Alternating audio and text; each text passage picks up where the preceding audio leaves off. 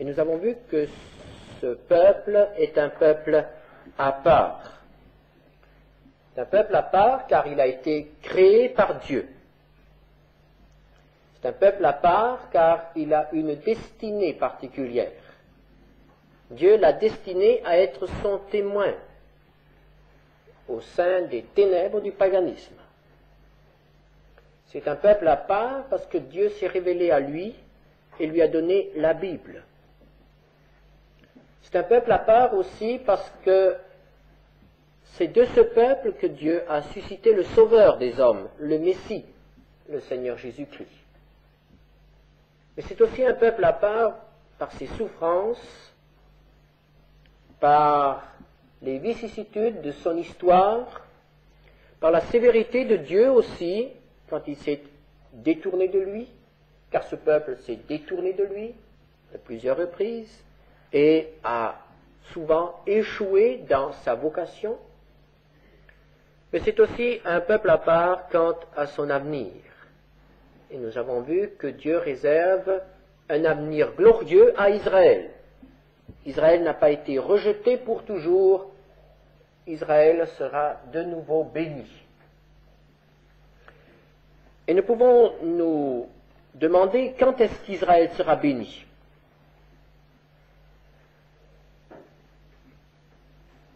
Israël sera béni après une très grande épreuve. Voici ce que dit le Seigneur. Luc 21, verset 24. Les Juifs tomberont sous le tranchant de l'épée. Ils seront emmenés captifs parmi toutes les nations.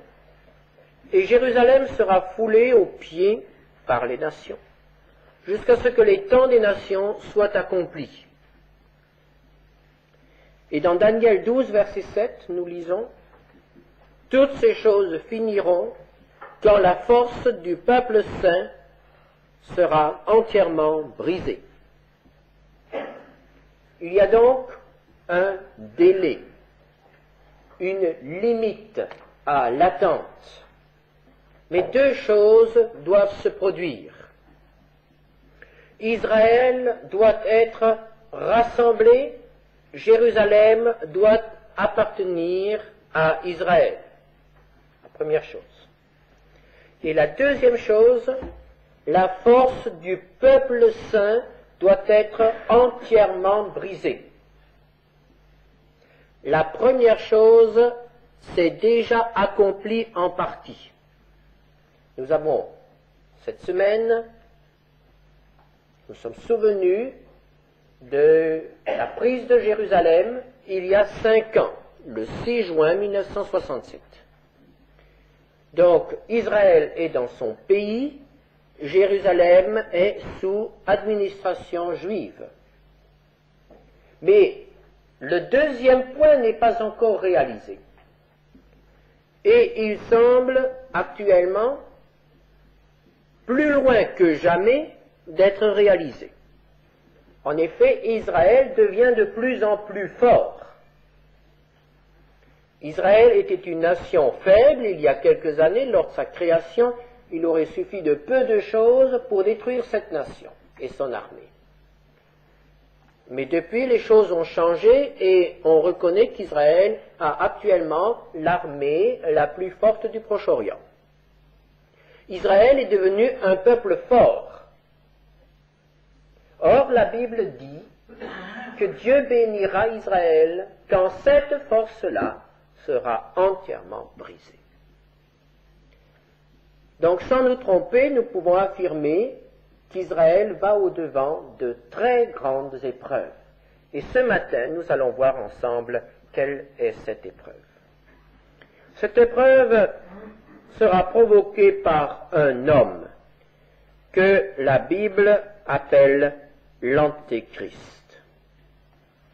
Elle nous parle de cet homme et nous le présente sous différents aspects, par différentes images. Le prophète Daniel, qui donne de nombreuses précisions à ce sujet, nous dit que cet homme sera un chef, un roi qui sortira du 4e empire des visions de Daniel, c'est-à-dire de ce qui succédera, ce qui sera issu de l'empire romain. Et Daniel décrit ainsi cet homme dans Daniel 7, verset 8, une petite corne avait des yeux comme des yeux d'homme et une bouche qui parlait avec arrogance. Une corne, dans la Bible, est toujours image de puissance. Et ce qui est frappant ici, ce sont les yeux, c'est-à-dire la possibilité qu'a cet homme de voir les choses, et la bouche, la possibilité qu'a cet homme d'exprimer les choses, de parler, d'être puissant par la bouche. L'apôtre Paul nous parle de la valeur morale de cet homme. Dans 2 Thessaloniciens 2, versets 3 et 4, nous lisons que personne ne vous séduise d'aucune manière, car il faut que l'apostasie soit arrivée auparavant et qu'on ait vu paraître l'homme du péché, le fils de la perdition. L'adversaire qui s'élève au-dessus de tout ce qu'on appelle Dieu ou de ce qu'on adore, jusqu'à s'asseoir dans le temple de Dieu, se proclamant lui-même Dieu. Il s'agit là de la description de la valeur morale de cet homme. Et quelle est cette valeur morale? L'apôtre Paul dit tout simplement que c'est l'homme du péché. C'est presque une personnification du péché, de la perdition, de la corruption. C'est aussi l'homme qui est l'adversaire. Il est écrit comme l'adversaire. Il sera l'adversaire des Juifs, l'adversaire de Dieu, l'adversaire de Christ, l'adversaire, celui qui s'élève et qui est contre. Le Seigneur Jésus le nomme, en parle très peu, et le nomme tout simplement l'autre. Jean 5, verset 43, « Je suis venu au nom de mon Père, et vous ne me recevez pas. Si un autre vient en son propre nom, vous le recevrez. » C'est l'autre, celui qui est différent, totalement différent du vrai Messie. Et enfin, c'est l'Apocalypse qui, dans une image saisissante, nous dit ce qu'est réellement cet homme. L'Apocalypse au chapitre 13 nous décrit la venue de cet homme ainsi, puis je vis monter de la mer une bête. Cet homme sera une bête qui ne ressemble à aucune bête de la création, c'est-à-dire un monstre. Probablement pas dans son aspect extérieur, mais quant à la nature profonde de cet homme, ce sera un monstre. Comment deviendra-t-il l'Antichrist? La Bible nous dit que ce sera un homme de condition modeste. Ce sera un homme qui sera probablement pauvre ou qu'on ne connaîtra pas, un inconnu, qui arrivera d'abord par la ruse, puis par la force, à s'emparer du pouvoir et qui parviendra finalement au fait du pouvoir. Il réalisera le rêve de bien des dictateurs. Il deviendra maître du monde. Apocalypse 13, verset 16, nous fait connaître son pouvoir. Elle fit que tous, petits et grands, riches et pauvres, libres et esclaves, reçussent une marque sur leur main droite ou sur leur front, et que personne ne put acheter ni vendre sans avoir la marque, le nom de la bête ou le nombre de son front. Donc l'Antichrist exercera son pouvoir sur le travail, c'est-à-dire sur la main, sur le travail des hommes, le front sur la pensée des hommes, et son pouvoir économique sera total. Nul ne pourra acheter ou vendre sans être soumis au pouvoir du système de l'Antichrist. Et nous comprenons très bien que celui qui ne peut ni acheter ni vendre est condamné à mort. C'est un pouvoir totalitaire tel que l'humanité n'en a pas encore connu. Et pourtant, elle en a déjà connu. Et la technique des pouvoirs totalitaires devient de plus en plus précise. Quelle est donc l'origine de son pouvoir? Est-ce son intelligence? Certainement que l'Antichrist sera très intelligent. Ce sera un homme qui sera probablement un génie. Mais ce ne sera pas là l'origine de sa puissance. La parole de Dieu nous donne l'origine de cette puissance qui est une puissance surnaturelle. Apocalypse 13, verset 2 nous dit « La bête que je vis était semblable à un léopard, ses pieds étaient comme ceux d'un ours et sa gueule comme une gueule de lion. Le dragon lui donna sa puissance et son trône et une grande autorité. » Le dragon, nous savons que c'est le diable. Le diable donne donc sa puissance, son trône et son autorité à cet homme. Et nous avons là l'origine de ce pouvoir surnaturel qui sera celui de l'Antéchrist. Satan trouvera enfin l'homme qui acceptera le marché qu'il avait proposé au Seigneur Jésus-Christ. Ce marché, je vous le rappelle simplement, nous le trouvons dans Luc 4, lors de la tentation dans le désert.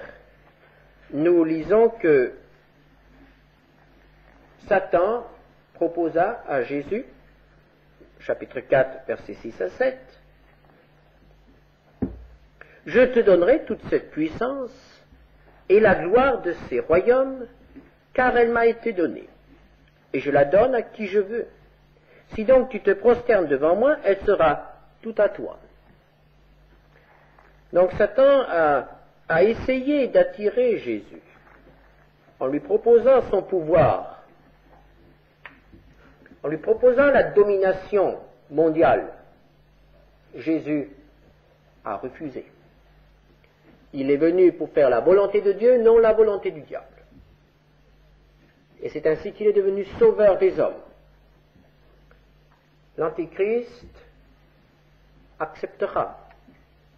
Il fera la volonté du diable et deviendra celui qui causera la chute, la perte de millions d'êtres humains sur la terre.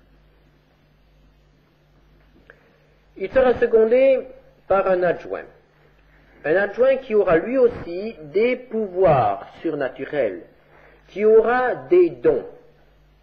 Ce sera un thaumaturge, ce sera un homme qui a le pouvoir de faire des miracles et qui aura aussi le don de faire de grands discours et qui sera certainement expert dans le domaine de l'action psychologique, expert en viol des foules, en intoxication collective.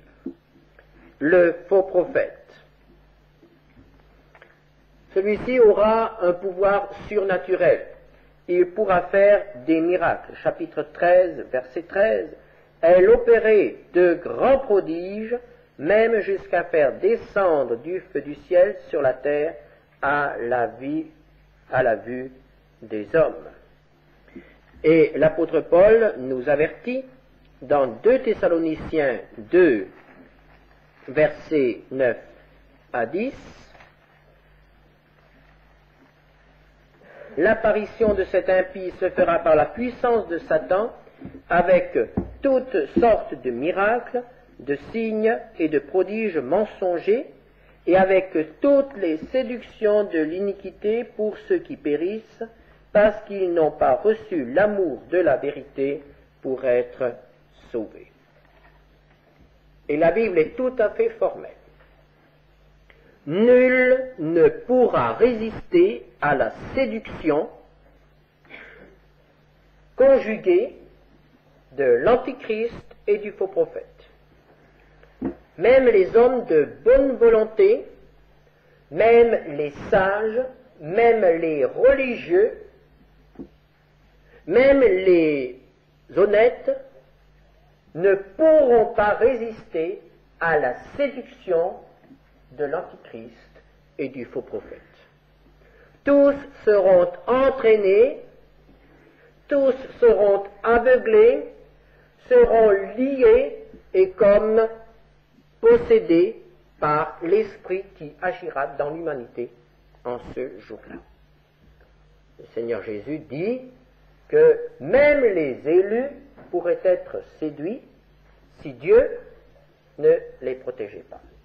Donc même une bonne connaissance de la parole de Dieu seule ne suffit pas.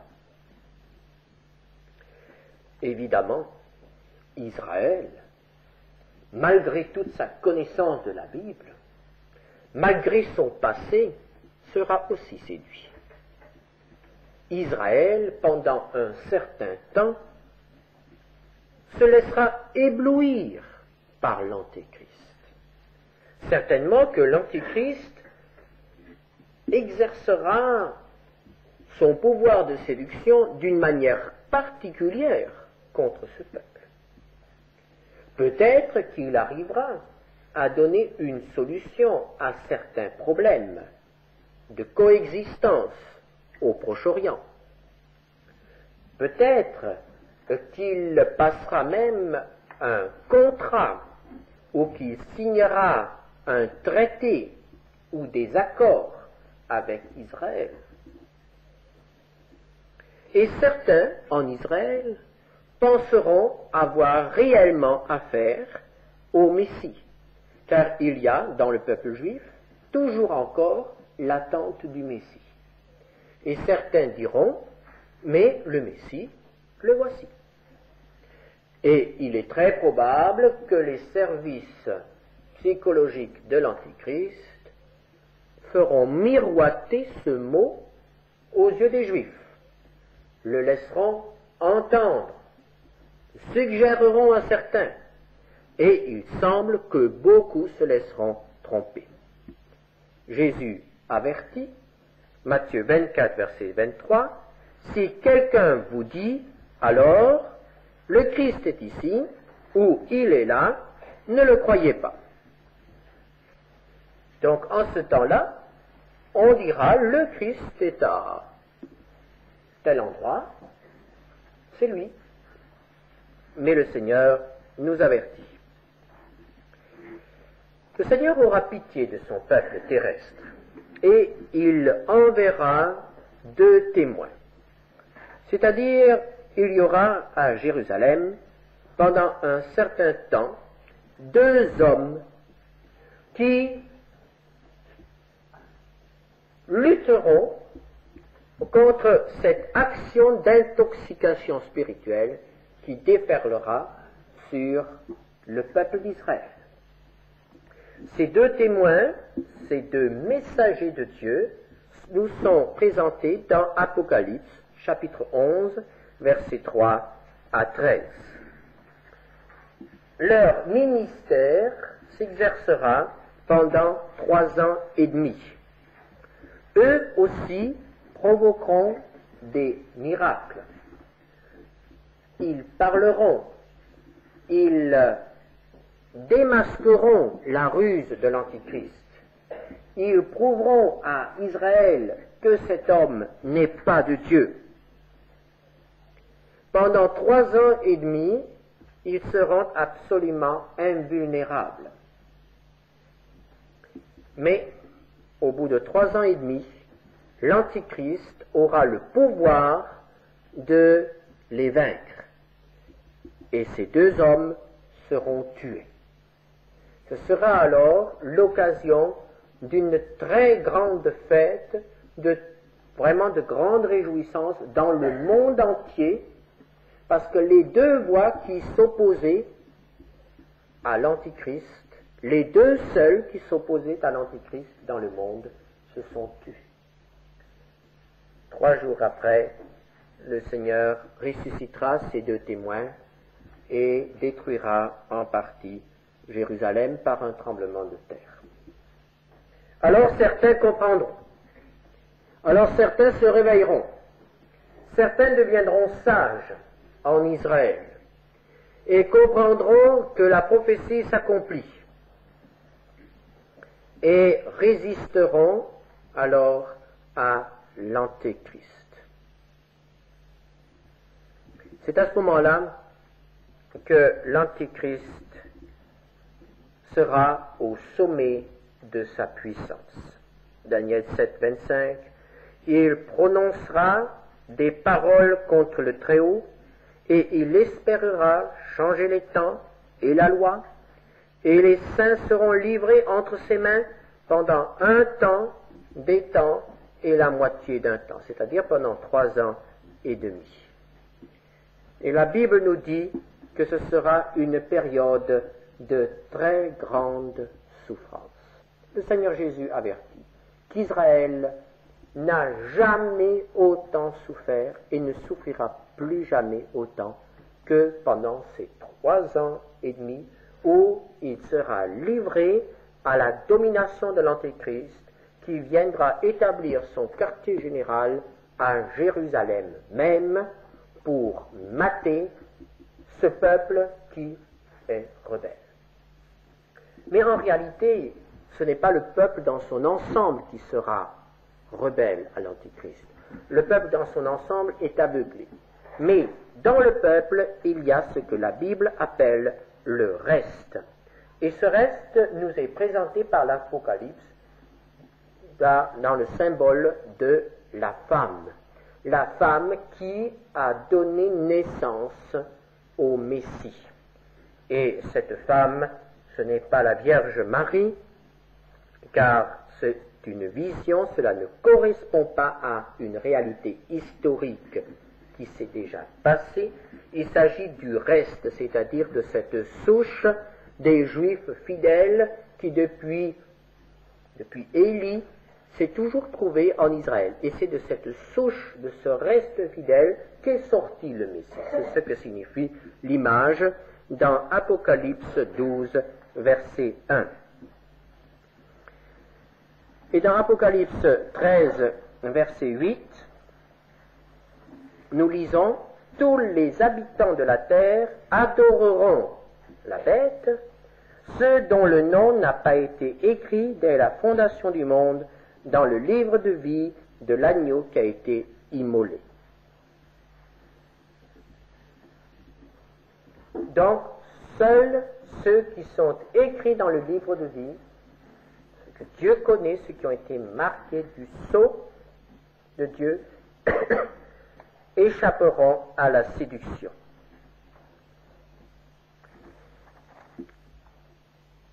Mais ils seront persécutés. Apocalypse 12, versets 13 à 18. Quand le dragon vit qu'il avait été précipité sur la terre, il poursuivit la femme qui avait enfanté l'enfant mâle. Et les deux ailes du grand aigle furent données à la femme, afin qu'elle s'envolât au désert, vers son lieu, où elle est nourrie un temps, des temps et la moitié d'un temps, loin de la face du serpent. Nous retrouvons là les 3 ans et demi. Et de sa bouche, le serpent lança de l'eau comme un fleuve derrière la femme, afin de l'entraîner par le fleuve.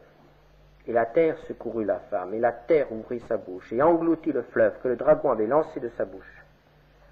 Et le dragon fut irrité contre la femme, et s'en alla faire la guerre au reste de sa postérité, à ceux qui gardent les commandements de Dieu et qui ont le témoignage de Jésus. Et il se tint sur le sable de la mer. Là, nous voyons que ce reste de Juifs sera secouru d'une manière surnaturelle et qui trouvera refuge probablement dans le désert. Et ce qui est extraordinaire, c'est qu'avec tous les moyens que l'Antichrist aura à ce moment-là, il ne pourra pas retrouver les Juifs fidèles dans le désert. C'est vraiment quelque chose d'extraordinaire. Ils seront dans une clandestinité totale. Voilà ce que le prophète Ésaïe dit de la part de Dieu à ce reste. Ésaïe 26, verset 20. Va, mon peuple, entre dans ta chambre et ferme la porte derrière toi. Cache-toi pour quelques instants jusqu'à ce que la colère soit passée. Car voici, l'Éternel sort de sa demeure pour punir les crimes des habitants de la terre. Et la terre mettra le sang à nu. Elle ne couvrira plus les meurtres. En ce jour, l'Éternel frappera de sa dure, grande et forte épée le Léviathan, serpent fuyard, le Léviathan, serpent tortueux, et il tuera le monstre qui est dans la mer. La victoire sur Satan est assurée. Que se passera-t-il pendant ce temps de souffrance? Israël commencera à crier à Dieu. Et Dieu entendra. Dans Zacharie, au chapitre 12, nous lisons, Zacharie 12, verset 13,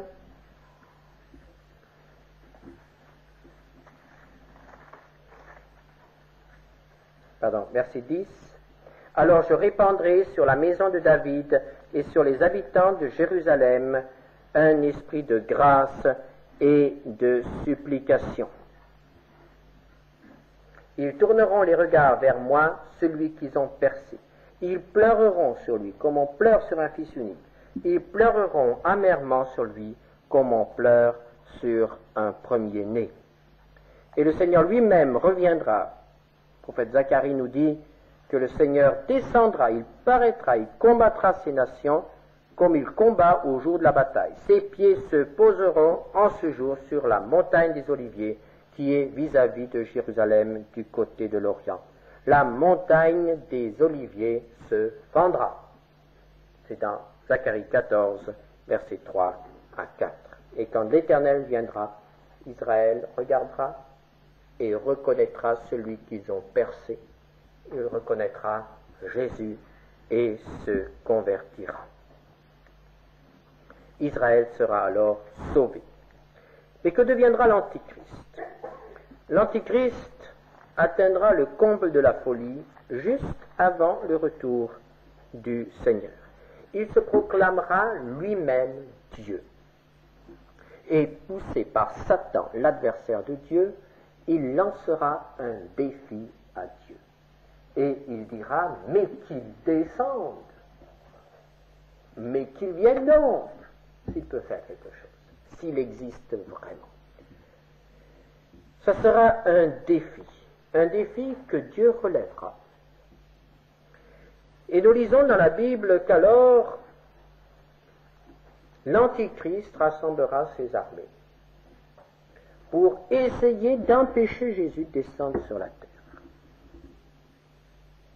Jésus-Christ doit descendre avec ses armées et doit venir à Jérusalem.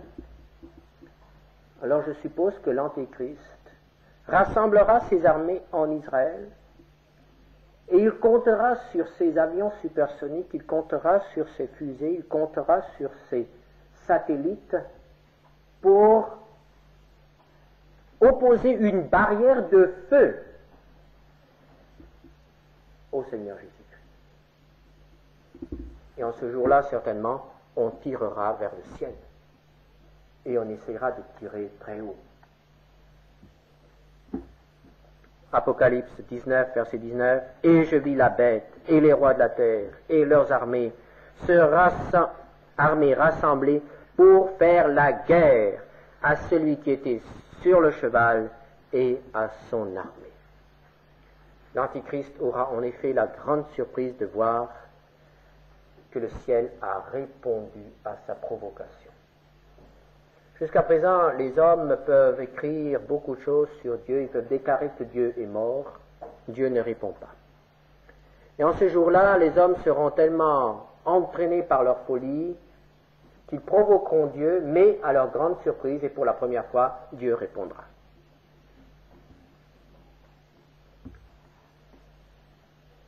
Et les fléaux qui s'abattront sur la terre alors seront terribles. Mais cela n'amènera pas les peuples à la repentance, ils resteront ligués contre Dieu. Mais Dieu aura le dernier mot. La bête fut prise, et avec elle le faux prophète qui avait fait devant elle des prodiges, par lesquels il avait séduit ceux qui avaient pris la marque de la bête et adoré son image. Et ils furent tous les deux jetés vivants dans les temps ardents de feu et de soufre. C'est ainsi que la paix sera établie sur la terre et qu'Israël pourra enfin réaliser sa vocation. Et une ancienne prophétie de Moïse se réalisera alors dans Deutéronome 30, verset 6. L'Éternel, ton Dieu, circoncira ton cœur et le cœur de ta postérité, et tu aimeras l'Éternel, ton Dieu, de tout ton cœur et de toute ton âme, afin que tu vives. En ce jour-là, Israël sera vraiment le peuple de Dieu, Jérusalem sera vraiment la ville de Dieu. Israël pourra enfin réaliser sa vocation. Il y a de l'avenir pour Israël, d'abord un avenir de souffrance, mais après un avenir glorieux. Et frères et sœurs, en pensant ces choses, sachant que chaque fois que nous prions que ton règne vienne, bien c'est cela qui se prépare.